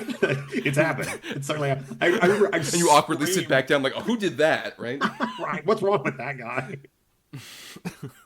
What about your theatrical experience, Brian, with it? Because I was there with you for Minus One, but what about your first theatrical experience? I mean, I really wish I had the experience you guys had. I'll be honest. I had gone like, I think 2 days after it had been removed from IMAX, and so I just saw it in like a regular theater, which is still great, by the way. Like I was like a bit upset that I didn't get to see it in IMAX, but then seeing it in a regular theater, I was just like, this is the biggest movie ever still. But it was like I think I saw it on like probably like a Monday or Tuesday or something, and it was like a very quiet showing, weirdly enough, but I like single-handedly was just like so energized the entire time. And I don't know, it just felt like such, like, even though I wasn't seeing it in IMAX, and even though I was seeing it on like, I don't know, Monday afternoon, like I felt so like just hyped up by, like, when I got out, I was just like, I am like on a movie high right now. It was absolutely great. I wish I got to see it in IMAX though. I wonder if they would kind of bring it back ever, maybe, and do it in IMAX again. That'd be cool. Well, I wanted to shout out to our Minus Color screening as well, which was very small. There weren't a lot of people, but I did notice there was like a group of like teens up front, and there was clearly one guy who I could hear like, yeah, guys, this is great. You gotta really see it. This is like so fun. And then we were walking out, and I could hear everyone saying like, yeah, you were right, man. That was really fucking good. I didn't know this was going to be that great. Nice. And yeah, it's a real testament to how it like converts sort of people who might be Godzilla skeptics out there. I think this is an interesting thing about this movie is how like a lot of it has kind of gone through word of mouth. And I feel like it's become a movie, like, it became a much bigger deal than I think a lot of people were anticipating. And I think word of mouth has a lot to do with that, right? Which, like, not just, like, Godzilla fans and, like, movie fans, but, like, just people seeing, like, a Godzilla movie being like, hey, this is, like, really, really fucking good. Like, you should go see this. And I think that has just really kind of... It's been nice to just see, like, a movie that is as great as this get, like, that kind of word of mouth, like, spread that quickly. Yeah, it's just really nice. Yeah, we should shout out that it made about what would be $110 million like worldwide, which is like pretty insane, like when you convert that again. And I think it's a real testament, just proof that, especially kind of like the thing we've been talking about sort of ever since, like you bring this up all the time, Brian, about like the Parasite, Bong Joon-ho, like the 1-inch barrier thing. Right. That, like, it really is a testament, like, guys, we shouldn't ignore international films that are even, like, as crowd pleasers even. Because usually the best international feature every year for the Oscars, that kind of thing, sure. But it's like, no, guys, this movie just, like, fucking rocks. Yeah. Like, it does not matter that like, oh, you have like any kind of like cultural like potential like separation from it. It is a truly like universal massive film. It's incredibly entertaining, incredibly exciting, and just like so well put together. And I'll just say those are my final thoughts. And I'll leave the floor to Mel. Your final thoughts on Godzilla Minus One overall. I'm so impressed by the fact that this was made for pretty much the price of what something like Jurassic World Dominion spent on craft services. It's it's so impressive how much they were able to do. Film discourse, especially if you're spending any time at all on Twitter, don't, by the way, but in case you are, film discourse can be so cynical and caustic. Uh, and it's gotten to the point where I will watch a movie and I will think I loved it, and then I will go and I will get on Twitter and exactly half the people there are telling me why I'm stupid and wrong for having liked something. It's like that's always what happens. If I like it, here's a bunch of people telling me why I shouldn't have, and if I didn't like it, here's a bunch of people telling me why I should have. It has damaged me slightly to the point where I feel like I have trouble telling if something is good anymore. I feel like I have taken actual damage. But this is one of those movies where I watched it and I was like, oh, I don't have to go to Twitter at all. I don't have to go to Letterboxd at all. I know exactly how I feel about this, and it was amazing. I felt the same way about Dune Part Two. I was just like, oh, this is good. This is what that feels like to watch something that is just purely a labor of love and someone's vision. Like this was someone's baby. This was what somebody like believed in and just like shepherded it into this world. You don't get enough of them, but when they come along, when you see them, and this is one of them. This is instant classic territory for me. And Brian, what about your final thoughts on Godzilla Minus One? Yeah, I love this movie. Like Mel, you made a really good point actually of like this being like it's a Godzilla movie, which is like a very long running franchise. There's so many movies. Like there's like one coming out now, Mm-hmm. and the fact that like, and no disrespect to Adam Wingard, who we'll talk about his take on Godzilla, of course, but like I love that this is Takashi Yamazaki's like vision for a Godzilla movie, and you can tell that he put so much of his like creativity into it. It is such a fascinating and great thing to see, and like I also just think it's fascinating how I had not heard of this movie probably around this time last year, and then like coming around to it, finally seeing it twice, and then it winning an Oscar is such a huge thing, I think, and is really, really incredible. And it also is just one of those things I think where like it can kind of feel like this movie's teeing up for that kind of praise in a lot of ways, where it's like, okay, it's a back to basics Godzilla movie. It's called Minus One, so we kind of have that like, to me, like the minus one, like it implies like, okay, this is like a resetting of like the the kind of the table for Godzilla, and it also just backs it up by being like a great film, a great Godzilla movie, of course. Like all of the sequences with Godzilla are incredible and so frightening and so like massive, but also by being such a wonderful human story and by like actually caring about its characters and giving them a lot of dimension. I can't say that the full word. But yeah, just really caring about them, really investing you into the characters, and really just like proving a lot of the people wrong that kind of say like, oh, you don't need human characters for a Godzilla movie, just show us Godzilla. Like this is such a prime example of that, and such a great example of how you can create just genuinely like heartbreaking moments in a Godzilla movie. It's such a like, fascinating thing. I'm so happy that this thing exists. Yeah. And this and Shin Godzilla really signals like I'm more interested in like what Toho can kind of do with Godzilla now, more than I would have been like beforehand. What I like about this Ancient Godzilla, and I guess kind of what I hope maybe the Reiwa era is a bit more in the future, I like the idea of just like different sort of like standalone Godzilla movies. As much as like this movie kind of teases a sequel, at the end there with a little mutated growth of Godzilla that is like resurrecting. I kind of like the idea of just like, let's have just different people have their interpretations of Godzilla. Yeah. And especially like in this sort of like origin spectrum. I think that might be like a better mode to go with, especially because Toho had announced after Shin Godzilla they were tentatively planning like a universe thing, like a Marvel Cinematic Universe thing. Oh, Lord. And I really wonder if like the success of this at the same time that the Marvel Cinematic Universe is kind of like dying out in people's mind makes Toho like, oh, let's not do that. No. Yeah, let's just do just other fun stuff. At the same time though, would love to see other monsters and just some of these other guys come back to some degree in Toho along with Godzilla. Bring back but Mothra. well, yeah, especially after King of the Monsters just fucking did her so dirty. Did her dirty. Yeah, absolutely. So fucking dirty. She is our queen, Mothra innocent, to quote.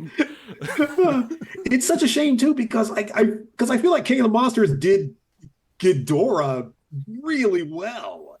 Because like the discovery that like the machine doesn't work on Ghidorah because Ghidorah is not a Titan. Ghidorah is an alien. And like all like the lore behind it, like this is King Ghidorah, the one who is many. Like I thought all of that stuff was just glorious.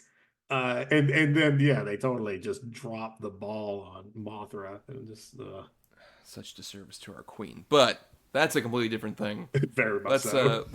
Yes. So on that note, let's go ahead and transition over into our weekly segment, Between the Lines.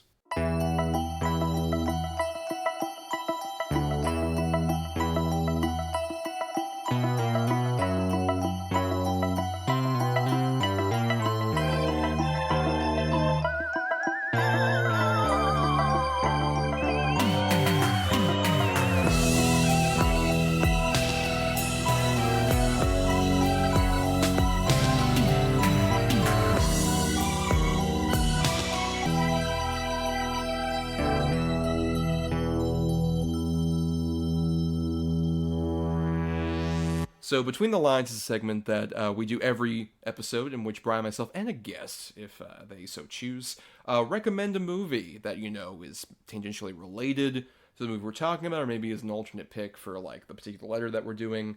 And I'm starting off here, and what I'm recommending is another movie from the same director, Takashi Yamazaki, of him taking a familiar sort of IP from Japan and taking his spin on it. I have Lupin the Third, the First, Nice. which is an animated film from 2019, which, like I said, Yamazaki also directed.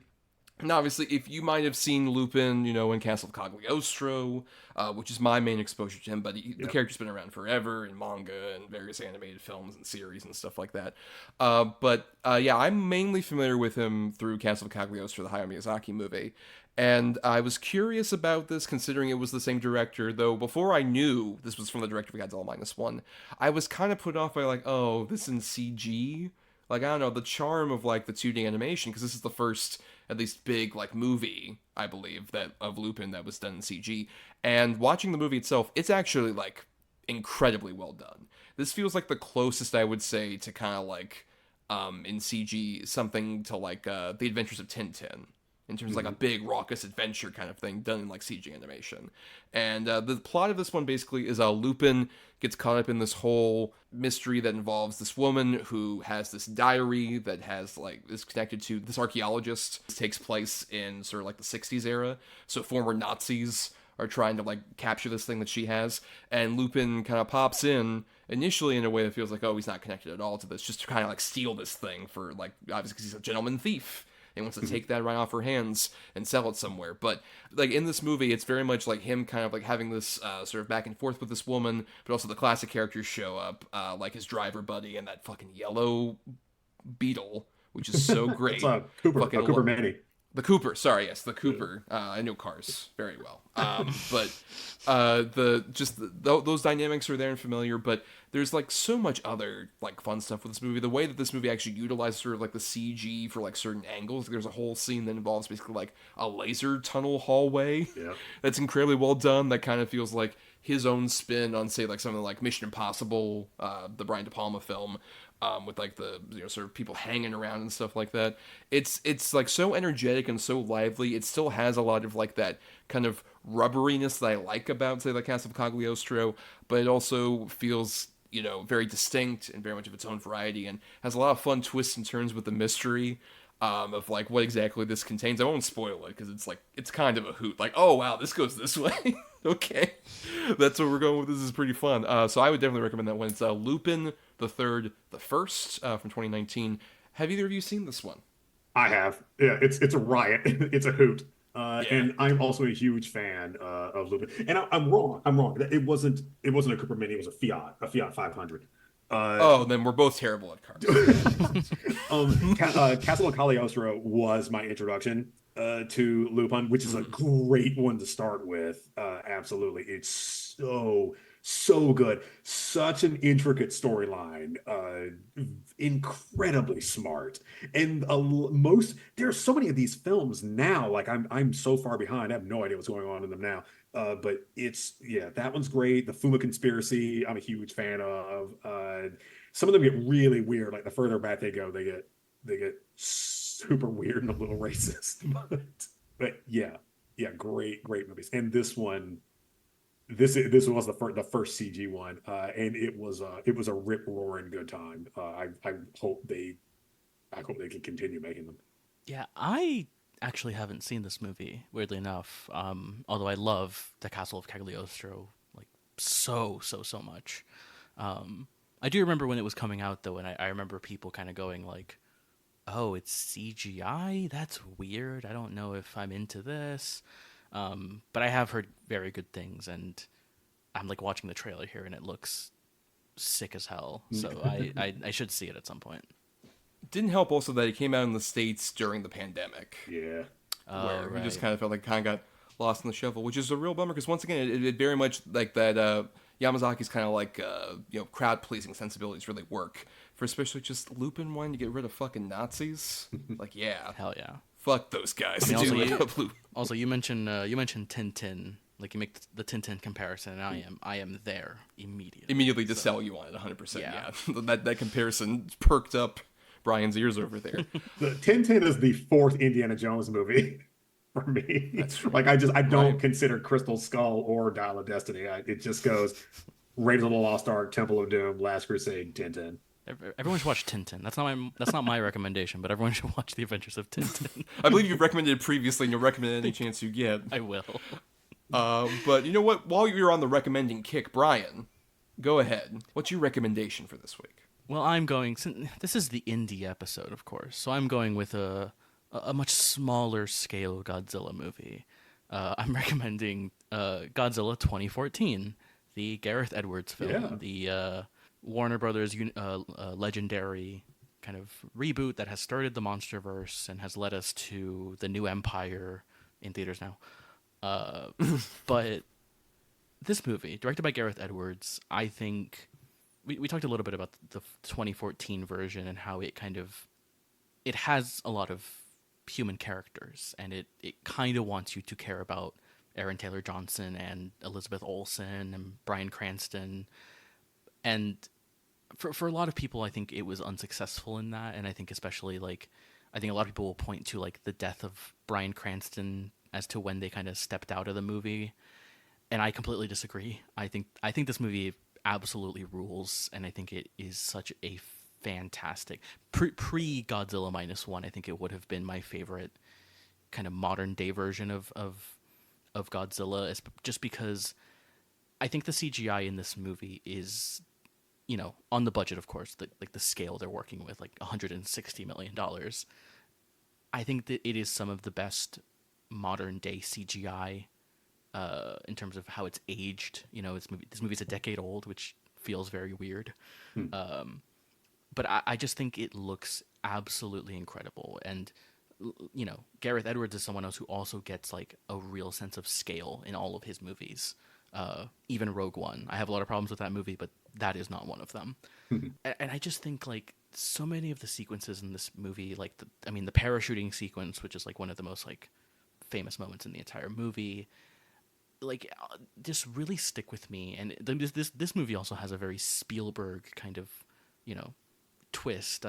Shocker, I know Spielberg, a very influential filmmaker on movies, but I just really love the way that it handles a lot of those elements, and I like the human characters. I kind of like Aaron Taylor Johnson and Elizabeth Olsen, and I think Bryan Cranston is actually really great in this movie. I think he's just giving a really great performance, and I think his death feels very impactful. But also, I just love the Godzilla action and just how, a thing that the film was kind of maligned for, but I think I love about it is how restrained it feels in wanting to show you, the big action.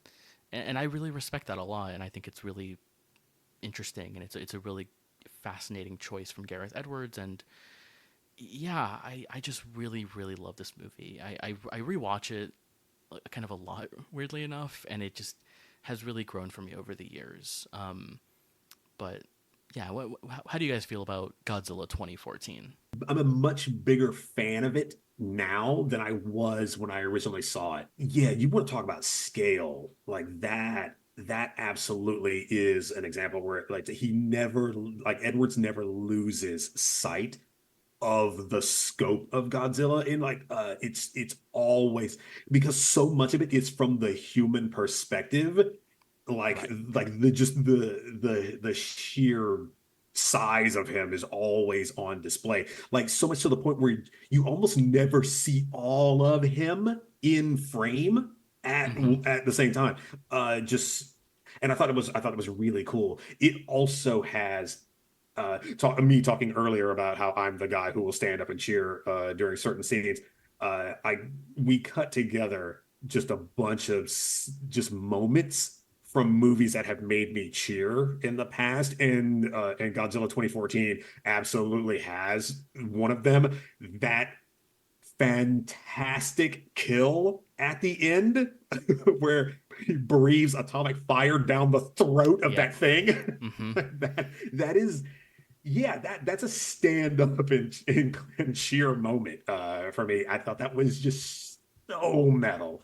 That's a solid movie. Absolutely go watch that. I like the 2014 Godzilla. I think I've grown to I have a similar thing where I was definitely a bit more disappointed in it when it first came out. But I've at least grown to have a respect for it, if nothing else, because of the scale stuff especially. I think my bigger problem, it's not necessarily the character, but I really don't like Aaron Taylor Johnson at all. I've never really liked that dude. I don't find him compelling. I think he's fine in Godzilla 2014. I kind of get that sentiment, at least, about Cranston dying is I think a bit of a disappointment for the movie. I don't think it ruins the movie like some people say it does, but at the same time, I just find his opening stuff so compelling. That whole scene with Juliette Binoche, and where the nuclear meltdown is happening, I think is devastating. Oh yeah. And yeah, if anything, I wish maybe we had more of the two of them in the movie, but I still don't think that completely hurts it. I think it's still whatever problems I might have there's still Elizabeth Olsen's pretty solid. Even it's David Strathairn, right, is the leader of the military. I believe that one, right? so. Yeah, it is. Yeah. Oh wow. Right, and I remember him at least being a bit more interesting and compelling than just getting your average kind of military industrial complex stand-in kind of person there. But yeah, it's definitely, especially as the sort of monster versus gone on, which we'll talk about, put a pin in that for next week. I still feel like it's probably the best of those, honestly, with whatever flaws I have with it. At least kind of tried to give some of these human characters something to fucking do, it's just fucking something. God damn. And of course, Ken Watanabe, Let Them Fight. Yes. I still think about that a lot. That's still a great lead in. But Mel, what's your recommendation? We actually did end up talking about this one more than I anticipated, but it's still my rec. Mine is Shin Godzilla, 2016, directed by Hideaki Anno and Shinji Higuchi. I said earlier, I come from an animation background, and I've been a fan of Anno ever since Nausicaa, the Valley of the Wind. He didn't direct that, but he was an animator on that film, and you can tell the scene he animated when it comes up, because it's basically he took that one scene and he was like, you know what I'm going to do? I'm going to make my entire career. I'm going to build it out of this one scene. His like from that forward, it was just here's a gigantic, horrible thing shooting a laser out of its mouth into people who don't deserve it. Yeah, it's very back to basics. It's not Godzilla versus another monster. It's Godzilla versus us and the city. It is more jingoistic. It is like the Japanese coming together. Like teams and like working in like the bureaucracy, the red tape that goes into if you had to organize a massive offensive against a humongous creature, there's not going to be one guy who just says green light, go do it. Like you're gonna have to file quite a bit of paperwork to get something like that pushed through. In something like that doesn't sound like it'd be interesting, but it's really fascinating. It's very cool. It is like watching a 2-hour long episode of Neon Genesis Evangelion, even down to his like everything you're accustomed to seeing in his animation directing style shows through in the live action as well. It's literally like Evangelion came to life. It is very, very cool. The score is an all-timer by Shiro Sagesu. It is just go find that score wherever it is and listen to it. It is beautiful. And even it makes use of the original Akira Ifukube score at points. But that one is fantastic. Highly recommended. I love Shin Godzilla like so much, and actually I didn't see it until like I think a few years after it had come out, and I think I got the Blu-ray. Like it was a blind Blu-ray buy. It was like it was a very cheap Blu-ray too. That's why I bought it. I remember just being so fascinated by the fact that it was, choosing to kind of point its kind of social commentary at like bureaucracy and just kind of, that idea of like, how would you like plan to handle this situation, and how would red tape and just kind of, that idea get in the way of stopping Godzilla, but also just the transformation of Godzilla. Yeah. Like how he starts out and he's like worming, he's like like worm body. He's got like the bulging eyes, and the way he like I love the design of him in Shin Godzilla. The red like glowing. It's absolutely such an incredible. It's maybe one of my favorite Godzilla looks. Oh yeah. I just love the way he looks in that movie. Because it looks like onyx. It looks like obsidian, like volcanic rock, in like the magma veins. It is a gorgeous design.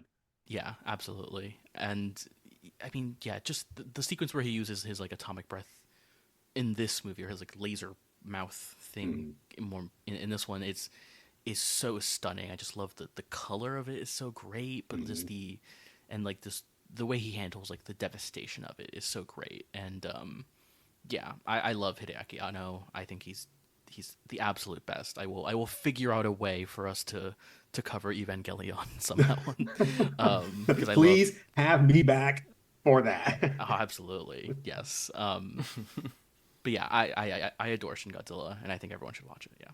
I'll briefly say this about Shin Godzilla. When I saw it at that Fathom event screening, I really disliked it.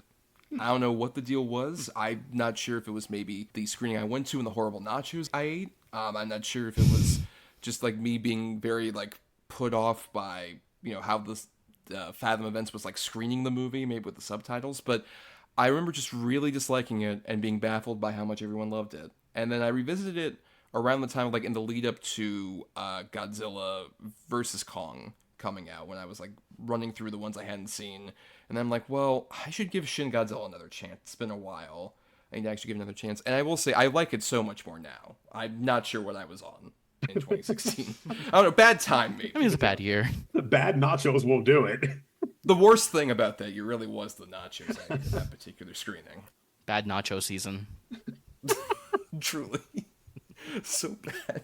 But I revisited it, and I like it, obviously, a lot more now. I wouldn't still not say it's like one of my tip-top favorite Godzillas, nothing else, because I don't feel quite as emotionally connected to it. I think I respect it more in like the kind of satiric way you guys are talking about, which still puts me a bit at a distance from the characters, who I think are like solid in that movie, but I still never really have as much of like an interesting connection like I do with like a Minus One. It's just sort of my preferred thing with human characters in Godzilla movies, but still is like tremendous and still easily one of the better Godzilla movies, particularly of the last, like, I don't know, 10 years or so since we've been getting them back, to some degree, especially compared to, you know, some of the MonsterVerse ones. It does feel like a lot more of an interesting, curious, different take on Godzilla that I respect a lot more now. But on that note, yeah, let's go ahead and just repeat our titles. We'll go in the order that we went.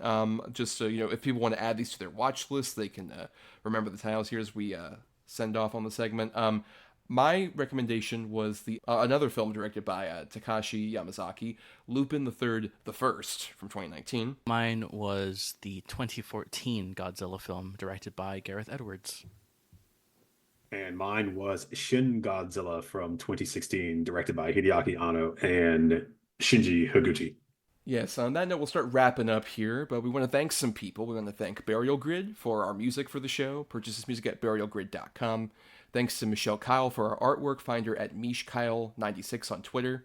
And thanks to our Patreon supporters at patreon.com/cinema2letter, where for just $1 a month, you all get access to bonus content that we put out there on the feed. Like, you know, we would have had some audio reviews recently for recently released movies, and we're going to be having our big Planet of the Apes full franchise retrospective. Should be out by now in time for, you know, the Kingdom of the Planet of the Apes to come out soon.